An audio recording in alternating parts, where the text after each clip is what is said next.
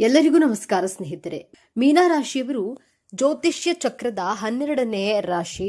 ಗುರು ಬೃಹಸ್ಪತಿಯ ಆಡಳಿತಕ್ಕೆ ಒಳಪಟ್ಟಿರುವ ಈ ವ್ಯಕ್ತಿತ್ವದೊಳಗೆ ಅದೆಷ್ಟೋ ರಹಸ್ಯಗಳಿವೆ, ಅದೆಷ್ಟೋ ಕರಾಳ ಸತ್ಯಗಳಿವೆ. ನೀವು ಮೀನಾ ರಾಶಿಯವರಾಗಿದೆ ತಪ್ಪದೆ ಪೂರ್ತಿ ವಿಡಿಯೋ ನೋಡಿ, ತಪ್ಪದೆ ವಿಡಿಯೋಗೆ ಲೈಕ್ ಮಾಡಿ, ಎಲ್ಲರೂ ಭಕ್ತಿಯಿಂದ ಓಂ ಶ್ರೀ ಮಹಾಲಕ್ಷ್ಮಿ ನಮಃ ಅಂತ ಕಾಮೆಂಟ್ ಮಾಡಿ. ಯಶಸ್ಸಿಗಾಗಿ ಸಾಗರದ ಆಳಕ್ಕೆ ತಲುಪಿ ತಮ್ಮದೇ ಆದ ದಾರಿಯನ್ನ ನಿರ್ಮಿಸಿಕೊಳ್ಳುವ ಪ್ರಪಂಚದ ನೋವನ್ನೆಲ್ಲ ತನ್ನೊಳಗೆ ಇಟ್ಟುಕೊಂಡು ಮುಗುಳ್ನಗುವ ಮುಖವಾಡದ ಧರಿಸುವಂತಹ ಶಿಸ್ತಿನ ಸಿಪಾಯಿಯಂತೆ ಕಾಣುವ, ಆದರೆ ಹೃದಯದಲ್ಲಿ ಪ್ರೀತಿಯ ಮಹಾಸಾಗರವನ್ನೇ ಬಚ್ಚಿಟ್ಕೊಂಡಿರುವಂತಹ ವ್ಯಕ್ತಿಗಳೇ ಮೀನರಾಶಿ. ಆತ್ಮೀಯ ಬಂಧುಗಳೇ, ಇಂದಿನ ನಮ್ಮ ಪಯಣ ಜ್ಯೋತಿಷ್ಯ ಲೋಕದ ಅತ್ಯಂತ ಸಂವೇದನಾಶೀಲ ಮತ್ತು ಅರ್ಥ ಮಾಡಿಕೊಳ್ಳಲು ಕಷ್ಟವಾದ ರಾಶಿಯಾದ ಮೀನರಾಶಿಯವರ ಬಗ್ಗೆ. ರಾಶಿ ಚಕ್ರದ 12ನೇ ಮತ್ತು ಅಂತಿಮ ರಾಶಿಯಾದ ಮೀನರಾಶಿ ತನ್ನೊಳಗೆ ಉಳಿದ 11 ರಾಶಿಗಳ ಗುಣಗಳ ತುಣುಕನ್ನ ಇಟ್ಟುಕೊಂಡಿದೆ. ಇದೇ ಕಾರಣಕ್ಕೆ ಇವರನ್ನ ಅರ್ಥ ಮಾಡಿಕೊಳ್ಳುವುದು ಸುಲಭವಲ್ಲ. ಮೀನರಾಶಿಯ ಚಿಹ್ನೆಯನ್ನ ಗಮನಿಸಿದ್ದೀರಾ? 2 ಮೀನುಗಳು ಪರಸ್ಪರ ವಿರುದ್ಧ ದಿಕ್ಕಿನಲ್ಲಿ ಈಜುತ್ತಿರುತ್ತವೆ. ಇದು ಕೇವಲ ಒಂದು ಚಿತ್ರವಲ್ಲ, ಅದು ಮೀನರಾಶಿಯವರ ಸಂಪೂರ್ಣ ಜೀವನದ ಸಾರಾಂಶ. ಒಂದು ಮೀನು ವಾಸ್ತವದ ಕಡೆಗೆ ಈಜಿದ್ರೆ ಮತ್ತೊಂದು ಕನಸಿನ ಲೋಕದ ಕಡೆಗೆ ಈಜುತ್ತದೆ. ಈ ನಿರಂತರ ಸಂಘರ್ಷವೇ ಅವರ ವ್ಯಕ್ತಿತ್ವವನ್ನು ರೂಪಿಸುತ್ತೆ. ಈ ರಾಶಿಯ ಅಧಿಪತಿ ಜ್ಞಾನ, ವಿಸ್ತಾರ ಮತ್ತು ಅದೃಷ್ಟದ ಕಾರಕನಾದ ಗುರು ಬೃಹಸ್ಪತಿ. ಹಾಗಾಗಿಯೇ ಮೀನರಾಶಿಯವರಿಗೆ ಅಪಾರವಾದ ಜ್ಞಾನ ಮತ್ತು ಸಹಜವಾದ ತಿಳುವಳಿಕೆ ಇರುತ್ತೆ. ಇವರ ತತ್ವ ಜಲತತ್ವ. ನೀರಿನಂತೆ ಇವರು ಯಾವುದೇ ಪಾತ್ರೆಗೆ, ಯಾವುದೇ ಪರಿಸ್ಥಿತಿಗೆ ಹೊಂದಿಕೊಳ್ಳಲು ಬಲ್ಲರು. ಆದರೆ ನೀರಿನಂತೆ ಇವರು ಆಳ ಮತ್ತು ನಿಗೂಢ ಕೂಡ. ಮೀನರಾಶಿಯವರನ್ನ ನೀವು ಮೊದಲ ಬಾರಿಗೆ ಭೇಟಿಯಾದಾಗ ಅವರ ಕಣ್ಣುಗಳನ್ನ ಗಮನಿಸಿ. ಅವರ ಕಣ್ಣುಗಳಲ್ಲಿ ಒಂದು ವಿಚಿತ್ರವಾದ ಆಳ ಮತ್ತು ಸಹಾನುಭೂತಿ ಕಾಣುತ್ತದೆ. ಇವರು ಈ ಭೂಮಿಯ ಮೇಲಿನ ಅತ್ಯಂತ ಸಹಾನುಭೂತಿಯುಳ್ಳ ಜೀವಿಗಳು. ಬೇರೆಯವರ ನೋವನ್ನ ತಮ್ಮ ನೋವಿನಂತೆ ಭಾವಿಸುವ ಅಪರೂಪದ ಗುಣ ಇವರದ್ದು. ನಿಮ್ಮ ಕಷ್ಟವನ್ನ ಕೇಳಲು ಇವರಿಗಿಂತ ಉತ್ತಮ ಸ್ನೇಹಿತ ಇರಲಾರ. ಯಾವುದೇ ಫಲಾಪೇಕ್ಷೆ ಇಲ್ಲದೆ ಸಹಾಯಕ್ಕೆ ಧಾವಿಸ್ತಾರೆ. ಇನ್ನು ಪ್ರಾಣಿ ಪಕ್ಷಿಗಳೆಂದ್ರೆ ಇವರಿಗೆ ಎಲ್ಲಿಲ್ಲದ ಪ್ರೀತಿ. ಇವರ ಈ ಗುಣವೇ ಇವರ ದೊಡ್ಡ ಶಕ್ತಿ. ಮೀನರಾಶಿಯವರ ಮನಸ್ಸು ಒಂದು ಕ್ಯಾನ್ವಾಸ್ ಇದ್ದಂತೆ. ಅಲ್ಲಿ ಬಣ್ಣ ಬಣ್ಣದ ಕನಸುಗಳು, ಅದ್ಭುತ ಕಲ್ಪನೆಗಳು ಸದಾ ಇರುತ್ತೆ. ಸಂಗೀತ, ಚಿತ್ರಕಲೆ, ಸಾಹಿತ್ಯ, ನಟನೆ, ಕವಿತೆ, ಹೀಗೆ ಕಲೆಯ ಯಾವುದೇ ಪ್ರಕಾರದಲ್ಲಿ ಇವರು ಮಿಂಚಬಲ್ಲರು. ಇವರ ಸೃಷ್ಟಿಗಳು ಕೇವಲ ಮನೋರಂಜನೆ ನೀಡುವುದಿಲ್ಲ, ಅವುಗಳಲ್ಲಿ ಒಂದು ಆಳವಾದ ಭಾವನೆ ಮತ್ತು ಸಂದೇಶ ಅಡಗಿರುತ್ತೆ. ವಾಸ್ತವ ಪ್ರಪಂಚದ ಕಠೋರತೆಯಿಂದ ತಪ್ಪಿಸಿಕೊಳ್ಳಲು ಇವರು ತಮ್ಮದೇ ಆದ ಒಂದು ಸುಂದರ ಜಗತ್ತನ್ನ ಸೃಷ್ಟಿಸಿಕೊಳ್ಳುತ್ತಾರೆ. ಮೀನರಾಶಿಯವರಿಗೆ ತರ್ಕಿಗಿಂತ ಹೆಚ್ಚಾಗಿ ತಮ್ಮ ಮನಸ್ಸಿನ ಮಾತು ಅಥವಾ ಸಿಕ್ಸ್ತ್ ಸೆನ್ಸ್ ಮೇಲೆ ಹೆಚ್ಚು ನಂಬಿಕೆ. ಮುಂದೆ ಏನಾಗಬಹುದು ಎಂಬುದನ್ನು ಊಹಿಸುವ ಜನರು ನಿಜವಾದ ಉದ್ದೇಶವನ್ನು ಗ್ರಹಿಸುವ ಸಹಜವಾದ ಶಕ್ತಿ ಇವರಲ್ಲಿದೆ. ನನಗೆ ಮೊದಲೇ ಅನಿಸಿತ್ತು ಎಂಬ ಮಾತು ಇವರು ಹೆಚ್ಚಾಗಿ ಬಳಸ್ತಾರೆ ಮತ್ತು ಹೆಚ್ಚಿನ ಸಂದರ್ಭಗಳಲ್ಲಿ ಅದು ನಿಜವಾಗಿರುತ್ತೆ. ಅಂತ ಪ್ರಜ್ಞೆಯ ಆಧ್ಯಾತ್ಮಿಕ ಪಯಣದಲ್ಲಿ ಇವರನ್ನ ಮುನ್ನಡೆಸುವ ದಿಕ್ಸೂಚಿ. ಇವರು ಅತ್ಯಂತ ನಿಸ್ವಾರ್ಥಿಗಳು. ತಮಗಿಂತ ಹೆಚ್ಚಾಗಿ ಬೇರೆಯವರ ಬಗ್ಗೆ ಯೋಚಿಸ್ತಾರೆ. ಸ್ನೇಹಿತರಿಗಾಗಿ, ಕುಟುಂಬಕ್ಕಾಗಿ ಏನ್ ಬೇಕಾದರೂ ತ್ಯಾಗ ಮಾಡಲು ಸಿದ್ಧರಿರ್ತಾರೆ. ಹಣ, ಅಧಿಕಾರಕ್ಕಿಂತ ಇವರಿಗೆ ಸಂಬಂಧಗಳು ಮತ್ತು ಭಾವನೆಗಳೇ ಮುಖ್ಯ. ಇವರ ಸ್ನೇಹ ಸಿಕ್ಕರೆ ನೀವು ಅದೃಷ್ಟವಂತರು. ನೀರಿನಂತೆ ಇವರು ಅತ್ಯಂತ ಫ್ಲೆಕ್ಸಿಬಲ್. ಬದಲಾವಣೆಗಳಿಗೆ ಇವರು ಹೆದರೋದಿಲ್ಲ. ಯಾಕಂದ್ರೆ ಯಾವುದೇ ಹೊಸ ಪರಿಸರಕ್ಕೆ, ಹೊಸ ಜನರಿಗೆ ಸುಲಭವಾಗಿ ಹೊಂದಿಕೊಳ್ತಾರೆ. ಹಠಮಾರಿತನ ಇವರಲ್ಲಿ ಕಡಿಮೆ. ಹೋಗ್ಲಿ ಬಿಡು ಎನ್ನುವ ಮನೋಭಾವದಿಂದ ಅನೇಕ ಸಂಘರ್ಷಗಳನ್ನ ತಪ್ಪಿಸ್ಕೊಳ್ತಾರೆ. ಆದರೆ ಇಷ್ಟೆಲ್ಲಾ ಒಳ್ಳೆಯ ಗುಣಗಳನ್ನ ಹೊಂದಿರುವ ಮೀನರಾಶಿಯವರ ಜೀವನ ಹೂವಿನ ಹಾದಿಯಾಗಿರೋದಿಲ್ಲ. ಇಲ್ಲಿಯೇ ಒಂದು ದೊಡ್ಡ ತಿರುವು ಇದೆ. ಇವರ ಈ ಗುಣಗಳೇ ಅವರಿಗೆ ಶಾಪವಾಗಬಲ್ಲದು. ಇಲ್ಲಿಯವರೆಗೆ ನಾವು ನಾಣ್ಯದ ಒಂದು ಮುಖವನ್ನ ನೋಡಿದೆವು. ಈಗ ಬರುತ್ತದೆ ನೋಡಿ ಮೀನರಾಶಿಯವರ ಜೀವನದ ಅತಿ ದೊಡ್ಡ ಸವಾಲು. ಆ 2 ಮೀನುಗಳ ಸಂಘರ್ಷ. ಕನಸಿನ ಜಗತ್ತಿನಲ್ಲಿ ಬದುಕುವುದು ಸುಂದರ, ಆದರೆ ವಾಸ್ತವದ ಜವಾಬ್ದಾರಿಗಳು, ಸಮಸ್ಯೆಗಳು ಎದುರಾದಾಗ ಮೀನರಾಶಿಯವರು ಅದರಿಂದ ತಪ್ಪಿಸಿಕೊಳ್ಳಲು ಪ್ರಯತ್ನಿಸ್ತಾರೆ. ಸಮಸ್ಯೆಗಳನ್ನು ನೇರವಾಗಿ ಎದುರಿಸುವ ಬದಲು ತಮ್ಮದೇ ಲೋಕದಲ್ಲಿ ಮುಳುಗಿ ಹೋಗ್ತಾರೆ. ಅದು ಕೆಲವೊಮ್ಮೆ ಅವರನ್ನ ಬೇಜವಾಬ್ದಾರರಂತೆ ಬಿಂಬಿಸಬಹುದು. ಟಿವಿ, ಸಿನಿಮಾ, ಪುಸ್ತಕಗಳು ಅಥವಾ ಕೆಟ್ಟ ಚಟಗಳ ಮೊರೆ ಹೋಗುವ ಮೂಲಕ ಅವರು ಕಠಿಣ ಸತ್ಯಗಳಿಂದ ದೂರ ಓಡುತ್ತಾರೆ. ಅವರ ಅತಿಯಾದ ಸಹಾನುಭೂತಿಯೇ ಅವರಿಗೆ ಮುಳುವಾಗುತ್ತೆ. ಅವರು ಎಲ್ಲರ ನೋವನ್ನ ತಮ್ಮೊಳಗೆ ಹೀರಿಕೊಂಡು ತಮ್ಮ ಮನಸ್ಸಿನ ಶಾಂತಿಯನ್ನ ತೆಗೆದುಕೊಳ್ತಾರೆ. ಯಾರು ಒಳ್ಳೆಯವರು, ಯಾರು ಕೆಟ್ಟವರು ಎಂದು ತಿಳಿಯದೆ ಎಲ್ಲರನ್ನ ನಂಬಿ ಬಿಡ್ತಾರೆ. ಇದರಿಂದ ಇವರು ಸುಲಭವಾಗಿ ಮೋಸ ಹೋಗ್ತಾರೆ ಮತ್ತು ಭಾವನಾತ್ಮಕವಾಗಿ ಘಾಸಿ ಆಗ್ತಾರೆ. ಇವರ ಕರುಣೆಯೇ ಇವರಿಗೆ ಶಾಪವಾಗುವುದುಂಟು. ಬೇರೆಯವರ ನೋವಿಗೆ ಸ್ಪಂದಿಸುವ ಬರದಲ್ಲಿ ಆ ನಕಾರಾತ್ಮಕತೆಯನ್ನ ತಾವೇ ಹೀರಿಕೊಂಡಿರುತ್ತಾರೆ. ಚಿಕ್ಕ ಪುಟ್ಟ ವಿಷಯಗಳಿಗೂ ಇವರ ಮನಸ್ಸಿಗೆ ಬಹಳ ಬೇಗ ನೋವಾಗುತ್ತೆ. ಭಾವನೆಗಳ ಅಲೆಯಲ್ಲಿ ಸಿಲುಕಿ ಸರಿಯಾದ ನಿರ್ಧಾರ ತೆಗೆದುಕೊಳ್ಳಲು ಒದ್ದಾಡ್ತಾರೆ. ಅದು ಸರಿ, ಯಾವುದು ತಪ್ಪು, ಲೌಕಿಕವೋ ಆಧ್ಯಾತ್ಮಿಕವೋ, ಈ ದ್ವಂದ್ವ ಮನಸ್ಥಿತಿಯಿಂದ ಪ್ರಮುಖ ನಿರ್ಧಾರಗಳನ್ನು ತೆಗೆದುಕೊಳ್ಳಲು ಇವರು ಬಹಳ ಸಮಯ ತೆಗೆದುಕೊಳ್ತಾರೆ. ಎಲ್ಲರನ್ನ ಖುಷಿಯಾಗಿಡುವ ಪ್ರಯತ್ನದಲ್ಲಿ ತಮ್ಮ ಇಷ್ಟವನ್ನೇ ಮರೆತು ಬಿಡ್ತಾರೆ. ಇದರಿಂದಾಗಿ ಅನೇಕ ಉತ್ತಮ ಅವಕಾಶಗಳನ್ನು ಕಳೆದುಕೊಳ್ಳುವ ಸಾಧ್ಯತೆ ಇರುತ್ತೆ. ಜನರ ಮಾತನ್ನ ಇವರು ಬೇಗ ನಂಬಿಬಿಡ್ತಾರೆ. ಪ್ರಪಂಚದ ಎಲ್ಲರೂ ತಮ್ಮಂತೆ ಒಳ್ಳೆಯವರು ಎಂದು ಭಾವಿಸ್ತಾರೆ. ಇದರಿಂದಾಗಿಯೇ ಮೋಸ ಹೋಗ್ತಾರೆ. ಸ್ವಾರ್ಥಿಗಳು ಇವರನ್ನ ಬಳಸಿಕೊಳ್ಳುವ ಸಾಧ್ಯತೆಗಳು ಹೆಚ್ಚು. ಇವರ ಕರುಣೆಯನ್ನ ಜನ ದೌರ್ಬಲ್ಯವೆಂದು ಭಾವಿಸಬಹುದು. ಹಾಗಾದ್ರೆ ಇಂತಹ ಸಂಕೀರ್ಣ ವ್ಯಕ್ತಿತ್ವದ ಮೀನರಾಶಿಯವರು ಪ್ರೀತಿಯಲ್ಲಿ ಬಿದ್ದಾಗ ಹೇಗಿರ್ತಾರೆ ಎಂದು ನೋಡೋದಾದ್ರೆ, ಮೀನರಾಶಿಯವರ ಪ್ರೀತಿ ಒಂದು ಸುಂದರವಾದ ಕಾವ್ಯದಂತೆ.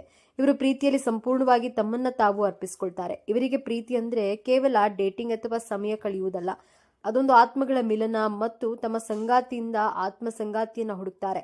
ಇವರು ಜಗತ್ತಿನ ಅತ್ಯಂತ ಉತ್ತಮ ಪ್ರೇಮಿಗಳು. ಸಣ್ಣ ಸಣ್ಣ ಸರ್ಪ್ರೈಸ್ ಕೊಡೋದು, ಪ್ರೀತಿಯಿಂದ ಮಾತನಾಡುವುದು, ಸಂಗಾತಿಯ ಭಾವನೆಗಳಿಗೆ ಬೆಲೆ ಕೊಡುವುದರಲ್ಲಿ ಇವರು ಎತ್ತಿದ ಕೈ. ಆದರೆ ಇಲ್ಲಿ ಒಂದು ಸವಾಲು ಇದೆ. ಇವರು ತಮ್ಮ ಸಂಗಾತಿಯನ್ನು ತುಂಬಾ ಇಷ್ಟಪಡ್ತಾರೆ, ಆದರೆ ಸಂಗಾತಿಯಲ್ಲಿ ಯಾವುದೇ ತಪ್ಪುಗಳೇ ಇಲ್ಲ ಎಂದು ಭಾವಿಸಿ ಬಿಡ್ತಾರೆ. ನಂತರ ವಾಸ್ತವದಲ್ಲಿ ಸಂಗಾತಿಯ ತಪ್ಪುಗಳು ಕಂಡಾಗ ಇವರ ಹೃದಯ ಗಾಜಿನಂತೆ ಪುಡಿ ಪುಡಿಯಾಗುತ್ತೆ. ಇವರ ಕನಸಿನ ಕೋಟೆ ನುಚ್ಚುನೂರಾಗಿ ಹೋಗುತ್ತೆ. ಸಂಬಂಧಗಳಲ್ಲಿ ಸಂಪೂರ್ಣ ಪಾರದರ್ಶಕತೆ ಮತ್ತು ಭಾವನಾತ್ಮಕ ಬೆಂಬಲವನ್ನು ಬಯಸ್ತಾರೆ. ಕರ್ಕಾಟಕ, ವೃಶ್ಚಿಕ ಮತ್ತು ವೃಷಭ ರಾಶಿಯವರೊಂದಿಗೆ ಇವರ ಹೊಂದಾಣಿಕೆ ಉತ್ತಮವಾಗಿರುತ್ತೆ. ಮೀನ ರಾಶಿಯವರೇ ಕೇಳಿಸಿಕೊಳ್ಳಿ, ಪ್ರೀತಿಯಲ್ಲಿ ಬೀಳುವುದು ತಪ್ಪಲ್ಲ, ಆದರೆ ನಿಮ್ಮನ್ನ ನೀವು ಮರೆಯುವಷ್ಟು ತಪ್ಪು ಪ್ರೀತಿಸಿ. ಆದರೆ ವಾಸ್ತವದ ನೆಲಗಟ್ಟಿನ ಮೇಲೆ ನಿಂತು ಪ್ರೀತಿಸಿ. ನಿಮ್ಮ ಭಾವನೆಗಳಿಗೆ ಒಂದು ಗಡಿ ನಿರ್ಮಿಸಿಕೊಳ್ಳೋದು ಕಲಿಯಿರಿ. ಮೀನರಾಶಿಯವರು ಹಣದ ಹಿಂದೆ ಓಡುವ ಜಯಮಾನದವರಲ್ಲ. ಅವರಿಗೆ ತಾವು ಮಾಡುವಂತಹ ಕೆಲಸದ ತೃಪ್ತಿ ಮತ್ತು ಅರ್ಥ ಸಿಗಬೇಕು. ಕೇವಲ ಸಂಬಳಕ್ಕಾಗಿ ಇಷ್ಟವಿಲ್ಲದ ಕೆಲಸವನ್ನ ಮಾಡಲು ಇವರಿಂದ ಸಾಧ್ಯವಿಲ್ಲ. ಸೃಜನಶೀಲ ಕ್ಷೇತ್ರಗಳಾದ ಬರಹಗಾರ, ಸಂಗೀತಗಾರ, ಚಿತ್ರಕಲಾವಿದ, ನೃತ್ಯಪಟು, ಫ್ಯಾಷನ್ ಡಿಸೈನರ್, ಛಾಯಾಗ್ರಾಹಕ, ಹೀಗೆ ಇವರ ಕಲ್ಪನಾ ಶಕ್ತಿಗೆ ಅವಕಾಶವಿರುವ ಯಾವುದೇ ಕ್ಷೇತ್ರವಾದರೂ ಸರಿ. ಸೇವಾ ಕ್ಷೇತ್ರಗಳಾದ ವೈದ್ಯರು, ನರ್ಸ್, ಮನೋವೈದ್ಯರು, ಸಲಹೆಗಾರರು, ಶಿಕ್ಷಕರು, ಸಮಾಜ ಸೇವಕರು, ಇವರ ಸಹಾನುಭೂತಿಯ ಗುಣ ಇಲ್ಲಿ ಅದ್ಭುತವಾಗಿ ಕೆಲಸ ಮಾಡುತ್ತೆ. ಹಣದ ವಿಷಯದಲ್ಲಿ ಮೀನರಾಶಿಯವರು ಸ್ವಲ್ಪ ದುರ್ಬಲರು. ಹಣ ಗಳಿಸೋದಕ್ಕಿಂತ ಹೆಚ್ಚಾಗಿ ಖರ್ಚು ಮಾಡೋದ್ರಲ್ಲಿ ಇವರು ಮುಂದು. ತಮ್ಮ ಅಗತ್ಯಕ್ಕಿಂತ ಹೆಚ್ಚು ಬೇರೆಯವರಿಗೆ ಸಹಾಯ ಮಾಡಲು ಹೋಗಿ ತಮ್ಮ ಜೇಬು ಖಾಲಿ ಮಾಡಿಕೊಳ್ತಾರೆ. ಇವರಿಗೆ ಹಣದ ಮೇಲೆ ಹೆಚ್ಚು ವ್ಯಾಮೋಹ ಇರೋದಿಲ್ಲ. ಹಾಗಾಗಿ ಹಣಕಾಸಿನ ಶಿಸ್ತನ್ನ ಕಲಿಯುವುದು ಮತ್ತು ಭವಿಷ್ಯಕ್ಕಾಗಿ ಉಳಿತಾಯ ಮಾಡುವುದು ಇವರಿಗೆ ಬಹಳ ಮುಖ್ಯವಾದ ಪಾಠ. ಮೀನರಾಶಿಯವರ ಆರೋಗ್ಯ ಮನಸ್ಥಿತಿಯ ಮೇಲೆ ನೇರವಾಗಿ ಅವಲಂಬಿತವಾಗಿರುತ್ತೆ. ಮನಸ್ಸು ಖುಷಿಯಾಗಿದ್ರೆ ದೇಹವು ಆರೋಗ್ಯವಾಗಿರುತ್ತೆ. ಮನಸ್ಸಿಗೆ ನೋವಾದ್ರೆ ಅದರ ಪರಿಣಾಮ ತಕ್ಷಣ ದೇಹದ ಮೇಲೆ ಕಾಣಿಸ್ಕೊಳ್ಳುತ್ತೆ. ಇವರು ಅತಿಯಾಗಿ ಯೋಚಿಸೋದ್ರಿಂದ ಮತ್ತು ಬೇರೆಯವರ ಭಾವನೆಗಳನ್ನ ಹೀರಿಕೊಳ್ಳೋದ್ರಿಂದ ಒತ್ತಡ, ಆತಂಕ ಮತ್ತು ಖಿನ್ನತೆಗೆ ಸುಲಭವಾಗಿ ಒಳಗಾಗ್ತಾರೆ. ಮೀನರಾಶಿ ರಾಶಿಚಕ್ರದ ಕೊನೆಯ ಮೆಟ್ಟಿಲು. ಇದು ಕೇವಲ ಅಂತ್ಯವಲ್ಲ, ಇದು ಒಂದು ಪರಿಪೂರ್ಣತೆ, ಮೋಕ್ಷದ ದ್ವಾರ. ಹಾಗಾಗಿಯೇ ಪ್ರತಿಯೊಬ್ಬ ಮೀನರಾಶಿಯವರ ಜೀವನದ ಗುರಿ ಆಳದಲ್ಲಿ ಆಧ್ಯಾತ್ಮಿಕವಾಗಿರುತ್ತೆ. ಲೌಕಿಕ ಜಗತ್ತಿನ ಸುಖ, ದುಃಖ, ನೋವು, ನಲಿವು ಎಲ್ಲವನ್ನ ಅನುಭವಿಸಿ ಅದಾಚರಾಗಿನ ಸತ್ಯವನ್ನ ಹುಡುಕುವಂತಹ ಆತುರ ಇವರಲ್ಲಿ ಸಹಜವಾಗಿ ಬೆಳೆಯುತ್ತೆ. ಇವರ ಜೀವನದ ದೊಡ್ಡ ಸವಾಲೇ ಆ ಎರಡು ಮೀನುಗಳ ನಡುವೆ ಸಮತೋಲನವನ್ನ ಕಂಡುಕೊಳ್ಳುವುದು. ಅಂದ್ರೆ ಕನಸಿನ ಜಗತ್ತಿನಲ್ಲಿ ವಿಹರಿಸುತ್ತಲೇ ವಾಸ್ತವದ ಜವಾಬ್ದಾರಿಗಳನ್ನು ನಿಭಾಯಿಸುವುದು. ಆಧ್ಯಾತ್ಮಿಕ ಚಿಂತನೆಗಳನ್ನ ಇಟ್ಕೊಂಡೇ ಲೌಕಿಕ ಬದುಕನ್ನ ಯಶಸ್ವಿಯಾಗಿ ನಡೆಸುವುದು. ಧ್ಯಾನ, ಯೋಗ, ಪ್ರಕೃತಿಯೊಂದಿಗಿನ ಸಂಪರ್ಕ ಮತ್ತು ನಿಸ್ವಾರ್ಥ ಸೇವೆ ಇವರನ್ನ ಈ ಸಮತೋಲನವನ್ನ ಕಂಡುಕೊಳ್ಳಲು ಸಹಾಯ ಮಾಡುತ್ತೆ. ಯಾವಾಗ ಅವರು ತಮ್ಮ ಅಂತಃಪ್ರಜ್ಞೆಯನ್ನ ನಂಬಿ ತಮ್ಮ ಕರುಣೆಯನ್ನ ಸರಿಯಾದ ದಾರಿಯಲ್ಲಿ ಬಳಸ್ಕೊಳ್ತಾರೋ ಆಗ ಅವರು ಕೇವಲ ವ್ಯಕ್ತಿಗಳಾಗಿ ಉಳಿಯೋದಿಲ್ಲ, ಒಂದು ಶಕ್ತಿಯಾಗಿ ರೂಪುಗೊಳ್ತಾರೆ. ಅವರ ಜೀವನದ ಉದ್ದೇಶವೇ ಜಗತ್ತಿಗೆ ಪ್ರೀತಿ, ಕರುಣೆ ಮತ್ತು ಸೌಂದರ್ಯದ ಪಾಠವನ್ನ ಕಲಿಸೋದು. ಹಾಗಾದ್ರೆ ಈ ಅದ್ಭುತ ವ್ಯಕ್ತಿಗಳು ತಮ್ಮ ಜೀವನವನ್ನ ಇನ್ನಷ್ಟು ಸುಂದರವಾಗಿಸಿಕೊಳ್ಳಲು ಏನು ಮಾಡಬೇಕು? ಎಲ್ಲರಿಗೂ ಸಹಾಯ ಮಾಡೋದು ಒಳ್ಳೆಯದು, ಆದರೆ ಇಲ್ಲ ಎಂದು ಹೇಳೋದನ್ನ ಕಲಿಯಿರಿ. ನಿಮ್ಮ ಶಕ್ತಿ ಮತ್ತು ಸಮಯವನ್ನ ನಿಮಗಾಗಿ ಉಳಿಸ್ಕೊಳ್ಳಿ. ಎಲ್ಲರ ನೋವನ್ನ ನಿಮ್ಮ ಹೆಗಲ ಮೇಲೆ ಹೊತ್ತುಕೊಳ್ಬೇಡಿ. ನಿಮ್ಮ ಕನಸನ್ನ ಕಾಣುವುದು ಒಳ್ಳೆಯದೇ, ಆದರೆ ನಿಮ್ಮ ಪಾದಗಳು ನೆಲದ ಮೇಲೆ ಗಟ್ಟಿಯಾಗಿರಲಿ. ಪ್ರತಿದಿನ ಜವಾಬ್ದಾರಿಗಳಿಗೆ ಸ್ವಲ್ಪ ಸಮಯ ನೀಡಿ. ಬಜೆಟ್ ಮಾಡುವುದು, ಮನೆ ಸ್ವಚ್ಛಗೊಳಿಸುವುದು, ವ್ಯಾಯಾಮ ಮಾಡುವುದಂತಹ ಸಣ್ಣ ಪುಟ್ಟ ಕೆಲಸಗಳು ನಿಮ್ಮನ್ನ ವಾಸ್ತವದಲ್ಲಿ ಇಡುತ್ತೆ. 6ನೇ ಇಂದ್ರಿಯ ತುಂಬಾ ಶಕ್ತಿಯುತವಾಗಿರುತ್ತದೆ, ಅದು ನಿಮಗೆ ದಾರಿ ತೋರುತ್ತದೆ. ಆದರೆ ಕುರುಡರಾಗಿ ನಂಬಬೇಡಿ. ನಿಮ್ಮ ಅಂತಃಪ್ರಜ್ಞೆಯ ಮಾತನ್ನ ಕೇಳಿ, ಆದರೆ ತರ್ಕ ಮತ್ತು ವಾಸ್ತವಾಂಶಗಳೊಂದಿಗೆ ಅದನ್ನ ಪರಿಶೀಲಿಸಿ. ನಿಮ್ಮ ಮೃದು ಸ್ವಭಾವವನ್ನು ದುರುಪಯೋಗಪಡಿಸಿಕೊಳ್ಳುವ ಜನರಿಂದ ದೂರವಿರಿ. ನಿಮ್ಮನ್ನ ಪ್ರೀತಿಸಿ ಗೌರವಿಸುವ ಮತ್ತು ನಿಮ್ಮ ಬೆಳವಣಿಗೆಯನ್ನ ಬಯಸುವಂತಹ ಜನರೊಂದಿಗೆ ಸಮಯ ಕಳೆಯಿರಿ. ರಾಶಿ ಚಕ್ರವು ಮೇಷದಿಂದ ಪ್ರಾರಂಭವಾಗಿ ಜಗತ್ತಿನ ಎಲ್ಲಾ ಪಾಠಗಳನ್ನ ಕಲಿತು ಅಂತಿಮವಾಗಿ ಮೀನರಾಶಿಯಲ್ಲಿ ಲೀನವಾಗುತ್ತೆ. ಹಾಗಾಗಿ ಮೀನರಾಶಿಯವರು ಹಳೆಯ ಆತ್ಮಗಳು. ಇವರು ಕರುಣೆ, ಕ್ಷೇಮ ಮತ್ತು ನಿಸ್ವಾರ್ಥ ಪ್ರೀತಿಯ ನಿಜವಾದ ಅರ್ಥವನ್ನ ಜಗತ್ತಿಗೆ ಕಲಿಸಲು ಬಂದವರು. ಹೌದು, ಇವರು ಕನಸುಗಾರರು. ಆದರೆ ನೆನಪಿಡಿ, ಕನಸು ಕಾಣುವವರು ಮಾತ್ರವೇ ಜಗತ್ತನ್ನ ಬದಲಾಯಿಸಲು ಸಾಧ್ಯ. ಇವರ ಭಾವನಾತ್ಮಕ ಆಳವೇ ಇವರ ದೊಡ್ಡ ಶಕ್ತಿ. ಮೀನರಾಶಿಯವರೇ, ನೀವು ದುರ್ಬಲರಲ್ಲ. ನೀವು ನೀರಿನಂತೆ. ನೀರು ಮೃದುವಾಗಿ ಕಾಣಬಹುದು, ಆದರೆ ಅದಕ್ಕೆ ಕಲ್ಲನ್ನ ಸೀಳುವ ಶಕ್ತಿ ಇದೆ. ನಿಮ್ಮ ಕರುಣೆ ಮತ್ತು ಸೃಜನಶೀಲತೆಯೇ ನಿಮ್ಮ ಆಯುಧ. ನಿಮ್ಮ ಕನಸಿನ ಲೋಕ ಮತ್ತು ಈ ವಾಸ್ತವದ ಜಗತ್ತಿನ ನಡುವೆ ಒಂದು ಸುಂದರ ಸೇತುವೆಯನ್ನು ನಿರ್ಮಿಸಿ, ಆಗ ನಿಮ್ಮ ಜೀವನವು ಒಂದು ಅದ್ಭುತ ಕಾವ್ಯವಾಗುತ್ತದೆ. ಇದೇ ತರಹದ ಜ್ಯೋತಿಷ್ಯಕ್ಕೆ ಸಂಬಂಧಪಟ್ಟಂತಹ ವಿಡಿಯೋ ನೋಡಲು ನಮ್ಮ ಚಾನೆಲ್ಗೆ ಸಬ್ಸ್ಕ್ರೈಬ್ ಆಗಿ, ವಿಡಿಯೋಗೆ ಲೈಕ್ ಮಾಡಿ, ಶೇರ್ ಮಾಡಿ. ಯಶಸ್ಸಿಗಾಗಿ ಸಾಗರದ ಆಳಕ್ಕೆ ತಲುಪಿ ತಮ್ಮದೇ ಆದ ದಾರಿಯನ್ನ ನಿರ್ಮಿಸಿಕೊಳ್ಳುವ, ಪ್ರಪಂಚದ ನೋವನ್ನೆಲ್ಲ ತನ್ನೊಳಗೆ ಇಟ್ಟುಕೊಂಡು ಮುಗುಳ್ನಗುವ, ಮುಖವಾಡ ಧರಿಸುವ, ಶಿಸ್ತಿನ ಸಿಪಾಯಿಯಂತೆ ಕಾಣುವ, ಆದರೆ ಹೃದಯದಲ್ಲಿ ಪ್ರೀತಿಯ ಮಹಾಸಾಗರವನ್ನೇ ಬಚ್ಚಿಟ್ಟುಕೊಂಡಿರುವ ವ್ಯಕ್ತಿಗಳೇ ಮೀನರಾಶಿ. ಮೀನರಾಶಿಯ ಬಂಧುಗಳೇ, ನೀವು ಈಗ ನೋಡುತ್ತಿರುವ ಈ ವಿಡಿಯೋ ಆಕಸ್ಮಿಕವಾಗಿ ನಿಮ್ಮ ಮುಂದೆ ಬಂದಿಲ್ಲ.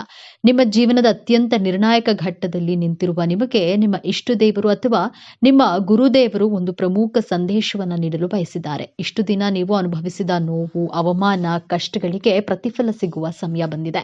ನಿಮ್ಮ ಜೀವನದ ದಿಕ್ಕು ಯಶಸ್ಸಿನ ಉತ್ತುಂಗಕ್ಕೆ ಇರುತ್ತದೆ ಅಥವಾ ಮತ್ತೆ ಪಾತಾಳಕ್ಕೆ ಕುಸಿಯುತ್ತದೆ. ಈಗ ನಿಮ್ಮ ಭವಿಷ್ಯವನ್ನು ನಿರ್ಧರಿಸಲಿವೆ. ಈ ಸಮಯದಲ್ಲಿ ನಿಮಗೆ ಎದುರಾಗಲಿರುವ ದೊಡ್ಡ ಕಠಿಣ ಸವಾಲು ಯಾವುದು, ಅದರಿಂದ ನೀವು ಪಾರಾಗೋದು ಹೇಗೆ ತಿಳಿಯಲು ಈ ವಿಡಿಯೋದಲ್ಲಿ ಸಂಪೂರ್ಣವಾಗಿ ನೋಡಿ. ಯಾಕಂದ್ರೆ ಈ ವಿಡಿಯೋ ನಿಮಗಾಗಿ ಬಂದಿರುವ ದೈವಿಕ ಸಂದೇಶ. ಹಾಗೆ ಜೈ ಗುರು ರಾಘವೇಂದ್ರ ಎಂದು ಕಾಮೆಂಟ್ ಮಾಡಿ, ಹಾಗೆ ವಿಡಿಯೋಗೆ ಲೈಕ್ ಮಾಡಿ. ಮೊದಲಿಗೆ ಇಷ್ಟು ದಿನ ನೀವು ಕಷ್ಟಪಟ್ಟಿದ್ದು ಯಾಕೆ ಎಂದು ತಿಳಿಯೋಣ. ಕಳೆದ ಕೆಲವು ವರ್ಷಗಳಿಂದ, ವಿಶೇಷವಾಗಿ ಶನಿ ಪ್ರಭಾವದಿಂದ ನೀವು ಅನುಭವಿಸಿದ ಯಾತನೆ ಅಷ್ಟಿಷ್ಟಲ್ಲ.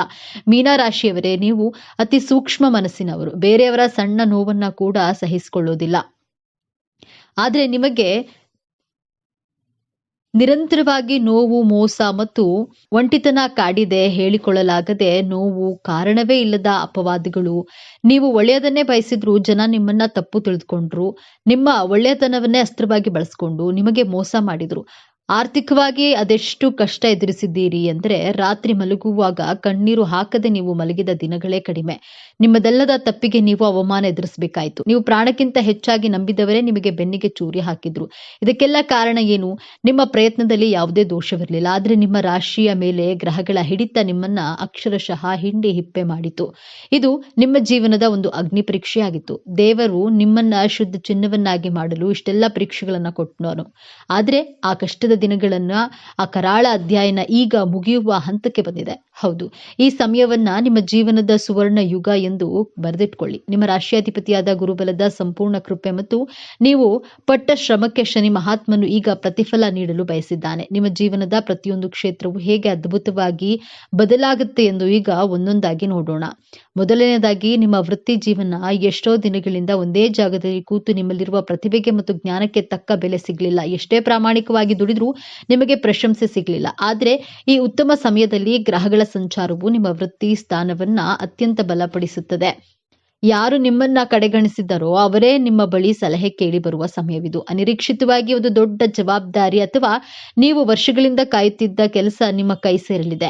ನಿಮ್ಮ ಸೃಜನಶೀಲತೆಗೆ ಈಗ ದೊಡ್ಡ ಮನ್ನಣೆ ಸಿಗಲಿದೆ. ಇನ್ನು ಉದ್ಯೋಗ ಬದಲಾವಣೆ ಮಾಡಬೇಕು ಎಂದುಕೊಂಡವರಿಗೆ, ಈಗಿರುವ ಕೆಲಸ ಬಿಡಬೇಕಾ ಬೇಡವಾ ಎಂಬ ಮಹಾಗೊಂದಲದಲ್ಲಿದ್ದ ನಿಮಗೆ ಈ ಸಮಯ ಅತ್ಯಂತ ಶುಭ ಸಮಯ. ನಿಮಗೆ ಬರುವ ಹೊಸ ಉದ್ಯೋಗದ ಅವಕಾಶಗಳು ನೀವು ಕನಸಿನಲ್ಲೂ ನಿರೀಕ್ಷೆ ಮಾಡೋದಕ್ಕಿಂತ ದೊಡ್ಡ ಮಟ್ಟದಲ್ಲಿರುತ್ತೆ. ಸಂಬಳ, ಹುದ್ದೆ ಎರಡರಲ್ಲೂ ದೊಡ್ಡ ಏರಿಕೆ ಕಾಣ್ತೀರಿ. ವಿದೇಶಕ್ಕೆ ಹೋಗುವ ಪ್ರಯತ್ನದಲ್ಲಿದ್ರೆ, ವೀಸಾ ನಿರೀಕ್ಷೆಯಲ್ಲಿದ್ದವರಿಗೆ ಶುಭ ಸುದ್ದಿ ನಿಮ್ಮ ಕಿವಿಗೆ ಬೀಳಲಿದೆ. ಸರ್ಕಾರಿ ಉದ್ಯೋಗಕ್ಕಾಗಿ ಪರೀಕ್ಷೆ ಬರೆದು ಕಾಯ್ತಿರುವವರಿಗೆ ನಿಮ್ಮ ಹೆಸರು ಪಟ್ಟಿಯಲ್ಲಿ ಬರುವ ಸಾಧ್ಯತೆ ಸ್ಪಷ್ಟವಾಗಿ ಕಾಣ್ತಿದೆ. ಧೈರ್ಯವಾಗಿ ಮುನ್ನುಗ್ಗಿ ಯಶಸ್ಸು ನಿಮ್ಮದೇ. ಎರಡನೆಯದಾಗಿ, ಶತ್ರುಗಳ ಕಾಟ ಮತ್ತು ಕೋರ್ಟ್ ಕಚೇರಿ. ನಿಮ್ಮ ಬೆನ್ನ ಹಿಂದೆ ಮಾತನಾಡುವವರು, ನಿಮ್ಮ ಹೇಳಿಕೆಗಳನ್ನ ಸಹಿಸದ ಗುಪ್ತ ಶತ್ರುಗಳು ನಿಮ್ಮ ವಿರುದ್ಧವೇ ಪಿತೂರಿ ಮಾಡುವುದರಿಂದ ನೀವು ಬಹಳಷ್ಟು ನೊಂದಿದ್ದೀರಿ. ನೀವು ಸೂಕ್ಷ್ಮ ಮನಸ್ಸಿನವರಾಗಿದ್ದರಿಂದ ಸಣ್ಣ ಮಾತು ನಿಮಗೆ ದೊಡ್ಡ ಗಾಯ ಮಾಡಿತ್ತು. ಆದರೆ ಆ ಸಮಯದಲ್ಲಿ ನಿಮ್ಮ ರಾಶಿಯಾಧಿಪತಿ ಗುರುವು ದೈವಿಕ ನ್ಯಾಯವನ್ನು ಒದಗಿಸ್ತಾನೆ. ಆ ಶತ್ರುಗಳು ತಾವಾಗಿಯೇ ನಾಶವಾಗ್ತಾರೆ. ಅವರ ನಿಜ ಬಣ್ಣ ಎಲ್ಲರ ಮುಂದೆ ಬಯಲಾಗುತ್ತೆ. ನಿಮಗೆ ಕೆಟ್ಟದ್ದು ಬಯಸಿದವರು ಅವರೇ ದೊಡ್ಡ ಕಷ್ಟಕ್ಕೆ ಸಿಲುಕುವುದನ್ನ ನೀವು ನಿಮ್ಮ ಕಣ್ಣಾರೆ ನೋಡುತ್ತೀರಿ.